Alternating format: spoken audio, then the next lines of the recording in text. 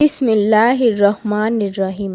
বিশ্ব আধ্যাত্মিক জ্ঞান সঞ্চার দরবার শরীফের প্রতিষ্ঠাতা আমার মুর্শিদ কেবলা গাউসুল আজম শামীম আলী চিশতীর দরবার হইতে আমি চাঁদনী চিশতী আপনাদেরকে জানাই আন্তরিক শুভেচ্ছা ও অভিনন্দন।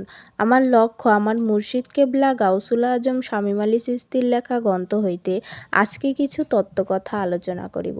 সবাই ধৈর্য ও মনোযোগ সহকারে আমার এই আলোচনাটি শুনিবেন। আজকে আলোচনাটি করব মারিফাত শব্দের অর্থ কী। মারিফাত শব্দের অর্থ আমাদের জানতে হবে এবং মারিফাত কত প্রকার এই নিয়ে আজকের কিছু তত্ত্বকথা আলোচনা করিব।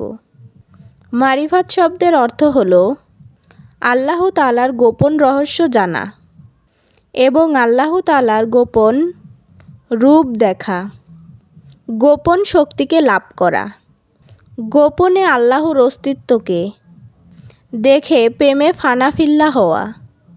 এই দেখিয়া প্রেমে ফানাফিল্লা হওয়াকেই মারিফাত বলা হয়। মারিফাত কত প্রকার? মারিফাতে প্রকার হলো মারিফাতে বেলকুয়া, মারিফাতে হুজ্জা, মারিফাতে ওয়াহেদানিয়া। এই তিন প্রকার মারিফত এই জগতে রহিয়াছে। এর মধ্যে এক প্রকার মারিফত হলো শ্রেষ্ঠ, সেটি হলো ওয়াহেদানিয়া।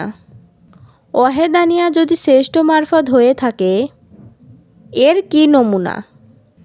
যারা মারিফতে ওয়াহেদানিয়াতে পৌঁছায় গেল তাদের কি কি লক্ষণ ফুটে ওঠে এবং তারা কি এবং গোপন রহস্য দেখল? প্রথম লক্ষণটি হলো দুনিয়ার সমস্ত মানুষের কাছ থেকে সম্পূর্ণরূপে আলাদা থাকবে, কথাবার্তা সম্পূর্ণ কিছু আলাদা থাকবে। সমস্ত মানুষের মাঝে থেকেও তিনি না থাকার মতো অসাধারণ। পৃথিবীর কোনো লোভ লালসা কাম বাসনা তাহাকে গ্রাস করিতে পারবে না এবং চুপচাপ থাকতে পছন্দ করে এবং অল্প কথায় বেশি কথার ফায়সালা দিয়ে থাকে এবং যখন যা কিছু বলে দেয় যে কোনো ব্যক্তিকে তখন তাই হয়ে যায়। তিনি সহজে কারোর ওপরে রাগ করেন না।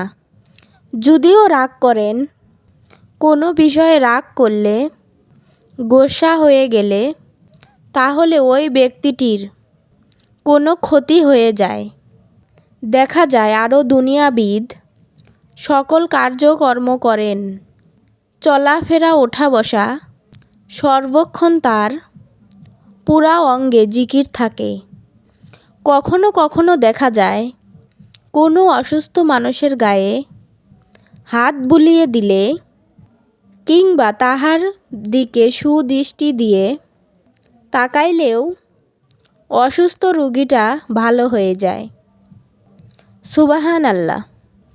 এই মানুষটির দ্বারা কোনো মানুষের উপকার ছাড়া কোনো ক্ষতি হয় না। এই মানুষটির দ্বারা এত ভালো কিছু হচ্ছে কেন? কারণ তিনি আল্লাহর সাথে সম্পর্ক করেছেন এবং আল্লাহ ওনার পরিচয় পেয়ে গিয়েছেন। আল্লাহর গোপন রহস্য জেনে গিয়েছে, বুঝে গিয়েছে, দেখিয়েছে।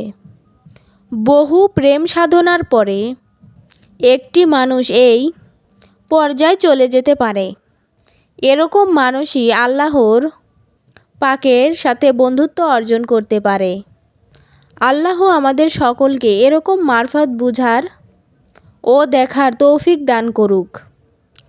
হে সমস্ত জগতবাসী, আজকে আপনাদের মাঝে যে আলোচনাটি করলাম সেই আলোচনাটি কেমন লাগলো?